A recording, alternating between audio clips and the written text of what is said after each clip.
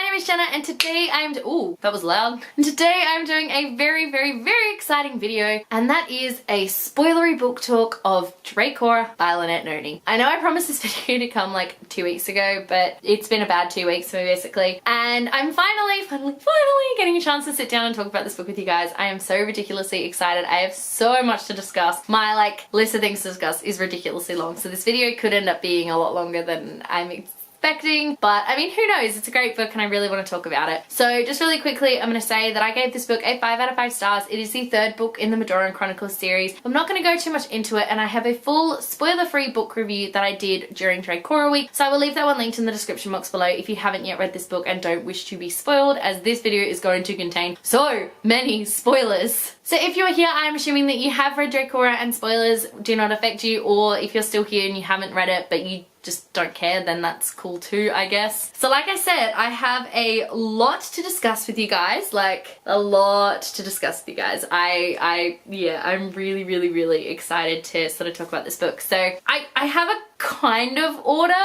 with what I want to say.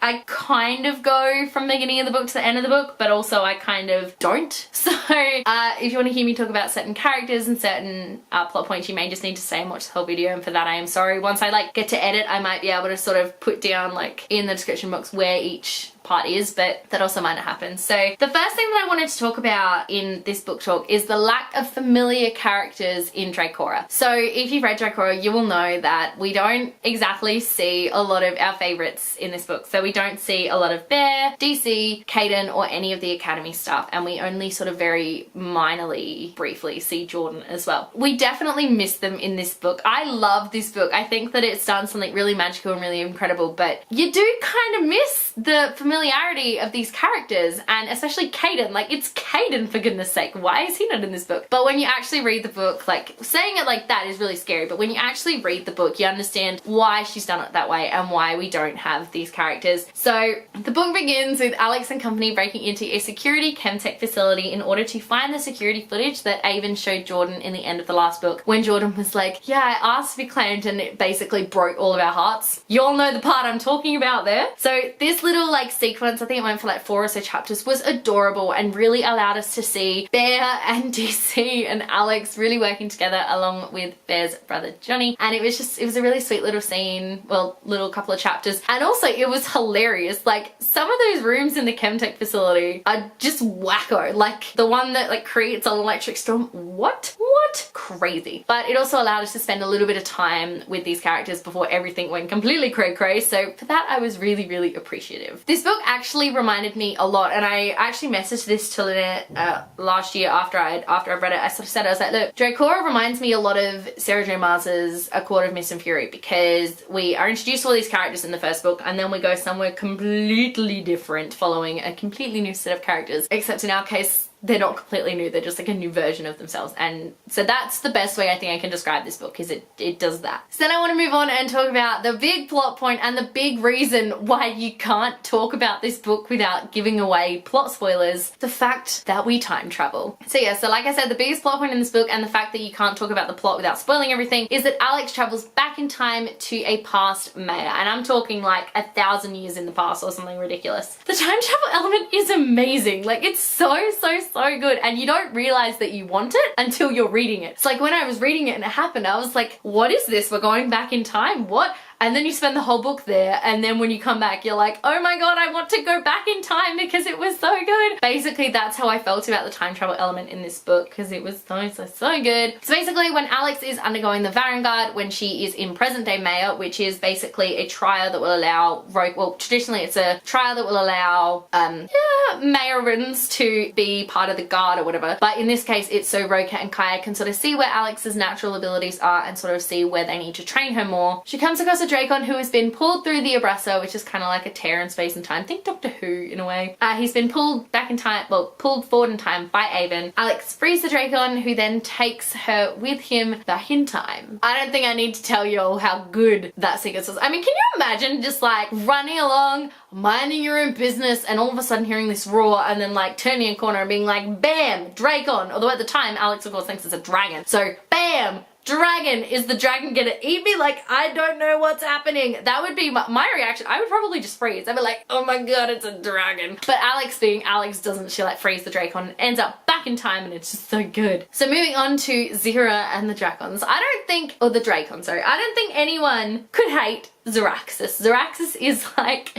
this little teenage Drakon who is just he's just the best. I love him so much. So the Drakons live in DRAEKORA, which is a series of islands floating above Maya. And so the only way to get up there is by using the Valis Path or by flying up there on a Drakon. So the Drakons, like I said, are kind of Medora's version of dragons. And they're so awesome. Like, I love them so much. So Ziraxis is the Drakon who performs the Veliana on Alex, which basically means that the two of them are bonded and can speak to each other in their minds, which is so cool. Every now and then they'll just like check in with each other, and he picks up some of Alex's like earth speaks and some of her sarcasm, and he uses it perfectly. Oh, it's so good. The reaction that those two have together. Basically, what I've written in my notes is Zero is basically a sarcastic teenager, and I love him. I don't know what else I can say about Ziraxis apart from he's a sarcastic teenager and I love him, and he definitely gets Alex out of a lot of tight spots as well, which is awesome. So who doesn't want a Drakon thing? It was actually really funny because when I first read this book, obviously I didn't have a blurb, I didn't have a cover, I knew nothing of what was coming. So when I got to that part, I was like, oh wait, what is this? Whereas everyone else reading it had a cover, so they saw the dragon on the cover, they were expecting it. I was not. So that's, yeah, yeah. The next point in my thing is Nyx. First up, I just wanted to explain to you, Nyx is spelled N-I-Y-X. But it said like Nyx. In Lynette's pronunciation guide, she's like, yikes! But with an N, basically is like the best way of explaining it. I didn't know this at the time of reading it, so I was calling him Nyx the entire time, which just doesn't work. But yes, his name is Nyx. Nyx is my favorite character in this entire series. And remember, I've read all 5 books. He is my favorite of all 5 books. Now, he's a new-ish character because technically we meet him in Raylia, page 166, if anyone is wondering. But yeah, so we technically meet him then. So when I was rereading Raylia and we got to page 166 and he was there calling Alex kitten and like, oh, good to see you again, I was like, oh, my baby, oh. So yeah, as you can tell, Nyx is very special to me in my heart. I love him so much. And what I've written here is, yes, he starts out being kind of creepy, because he does, especially when like you meet him in the present and he's just like, hey, and by the end of the book and Alex is talking about it, she's like, what was that? Like, did you want me to get, yeah, it was one of those things. But basically he ends up being the most amazing and loyal character and the best friend slash protector that Alex could possibly ask for. He sacrifices so much for her in this book, which I'm going to talk about a little bit later on, and I just love him so freaking much. Literally favorite character in the entire series. I love everything about him. I love him so much. So the next character that I want to talk about, like I said, I'm going to be jumping around here a little bit, so I do apologize, but the next character that I want to talk about is one that we have met before, but we meet a different version of them in the past. I nicknamed this character ages and ages ago when I first read it, and it kind of stuck. Like this name kind of stuck, and now I'm getting everyone to say it. And that is Baby Avon. So Baby Avon is the name that I gave to Avon of the past, and it is just so fitting for him because he's basically just a little baby back in the past because he's so nice and warm and fluffy, and I just love him so much. And it's funny because you say that and you talk about how, oh yeah, I really love Avon, and everyone's like, whoa, back up, hold the phone, how on earth can you love Avon? You go, have you read DRAEKORA? And they go, well, no, I haven't. You're like, well, read DRAEKORA, then get back to me. So it's absolutely incredible getting to see Avon in this time, as it is him before he was a murdering psychopath, which is, you know, always fun. And it really made me love and understand him, at least this version of him anyway. I'm sort of like half reading off my notes because I can't remember everything. The more I read of Baby Avon in the past, the sadder I got that we were eventually like coming to the end of the book and Alex would have to go back into the future and he'd be that psychopath again, and I just couldn't handle it. Part of me was like, maybe we'll get lucky. Maybe we won't see him turn into the murdering psychopath that he's going to be before Alex returns to the future. We were not that lucky, and unfortunately we did see it, and it just... Baby Avon, I love him so much. Actually, funny story, and I'll show you this now. So obviously I had been, every time I showed you guys like what we wrote, well, what Lynette wrote in the front of my book, I would cover like a little bit of it. This is what she wrote. R.I.P. baby Avon. Long may he live in our hearts forever. Insert unending tears. Lynette and I had many a conversation about baby Avon and how we love him and like, we want him back. I want baby Avon back. Please, bring him back.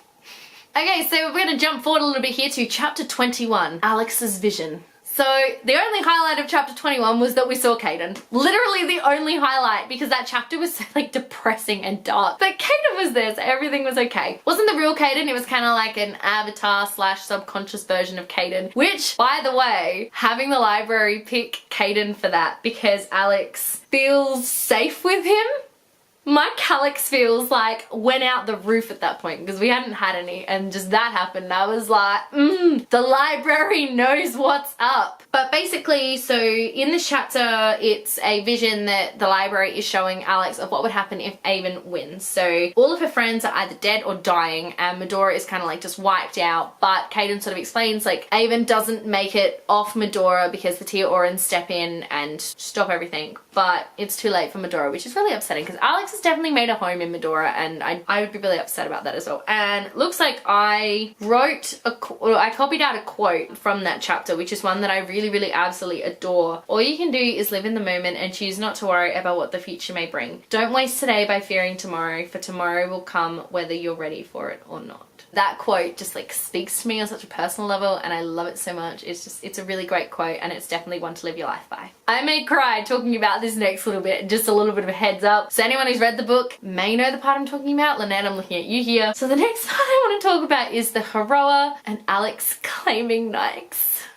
Page 305 has me crying every time I read it and think about it apparently. Oh man, don't mind that. That's just my Jamoji turning off because I've been talking to the camera for so long. Page 305 is where we find out that Nikes has been attacked by a Heroa and is going to die. And I love him so much by this point already. See, a lot of people didn't love him by this point, but I already did because like bad boys and whatever. And I just was so sad to see that he was gonna die. And then Alex was like, well, he can't die because like he's in the future because I've seen him there. And then she realizes I have to claim him to save him. And it's just one of those moments where you're like, oh my god, Alex, I don't know how to feel. Like, I don't know how to process what's happening. She does claim him and oh my god, I swear, I almost had a heart attack the first time reading this. Like, reading it, I remember, because I read it over like one day and I remember sitting there and reading this and just like hyperventilating, being like, oh my god, what is happening? Like, what is happening? And I just, oh, like you'll know by now that Nikes is my absolute all-time favorite character. Imagine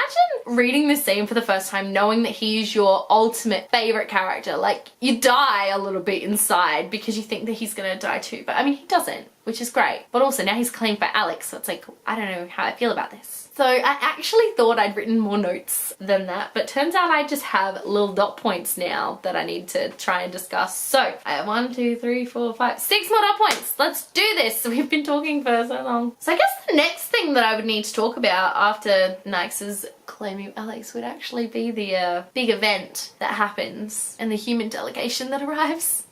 Remember when I said that I was hoping that we wouldn't see Avon turn into the raging murdering psychopath? Well, we did, and this is the reason for it. So there is this big event that Alex and Avon have been planning. Well, Alex has been helping plan like for the longest time, and it's a gorgeous event, by the way. I would love to go. But basically, Avon tells Nikes to give him a hand with something, and we don't know what that is. And then Avon takes Alex up to Raelia, but this is like Ayla? Oh my god, I didn't even know at the time. And kind of like confesses his love to her. And she's like having an internal freak out. She's like talking to Nikes through it because once she claimed him, they like got a bond or whatever, and she's like yelling at him. She's like, I don't know what to do. What do I say? What do I do? And so Nikes is like, you gotta let him down. Like you just have to tell him to his face, like, I don't like it like that. So she does, which doesn't go down well, obviously, because Avon's like a really proud person, and this is breaking my little heart because remember how much I love baby Avon at this point. So he walks away and then like a branch snaps and like hits Alex on the tree. Hold on, sorry. 1 second, my friend is just like messaging me about A Court of Wings and Ruin,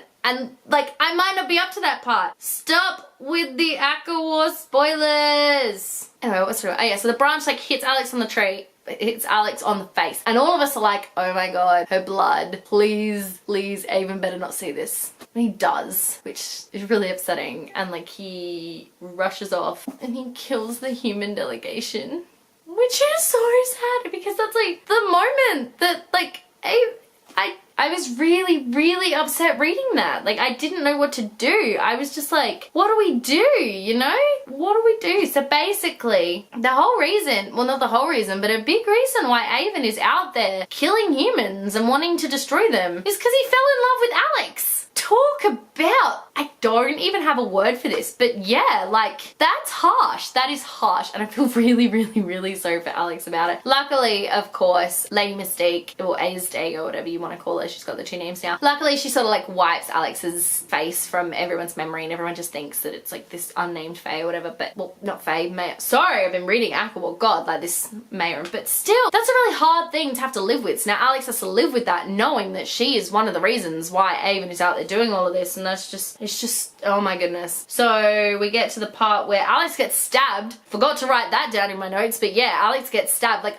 basically a wound that could like kill her, but luckily Nyx manages to get her out and get her back to Zira, and Zira sends her back through the Abrasa and gets to the present time where she's really funny because she goes straight to the prison, to the Treyvarg or whatever, and it's like, Nyx! What up, bro? And then like he remembers her, and that was a really sweet moment that made me really, really, really, really, really happy. But then Nyx sort of like comatoses her, basically, well not comatoses, but like knocks her out or whatever, and then he runs off and we have no idea where he's going. So yeah, and then Alex ends up on DRAEKORA where she finds out that Roker is in a comatose state, like he's just comatose, and because of that, and the fact that King Astoff is dead, by the way, like OMG, what? I loved King Astoff. He was like the coolest guy, and now he's gone, and that is just heartbreaking. But because of that, it means Avon is now ruling Mayor. What? No, what? Why? It gets like worse / better from here because Alex ends up back down on the ground where she runs into Nyx because she's like screaming at Nyx through this bond, because while Alex did release Nyx from his claim, Nyx did not agree to be released, which I think is like kind of the weirdest loophole ever, but I love it because it means more Nyx. So basically, while Alex can no longer control Nyx and give him an order, he still gets the phantom pain and he still gets, like, they still have that mind link, which I think is really, really cool. But basically, in his arms is the unconscious form of Jordan, I believe is the line. And that just, by this point, I was already crying by this point because, you know, like you had the fight with Alex and Avon where Alex gets stabbed. You had the everything going on with Nyx. Remembering I read all this like in one go. You had the death of King Astoff. You had the comatose state of Roker. Like everything was piling on. And then Nyx comes in with Jordan and the waterworks just met the waterworks. And then, I keep saying and then a lot, but I don't really know how to, you know, continue from one spot to another. Nyx sort of explains to Alex and sort of shows her through the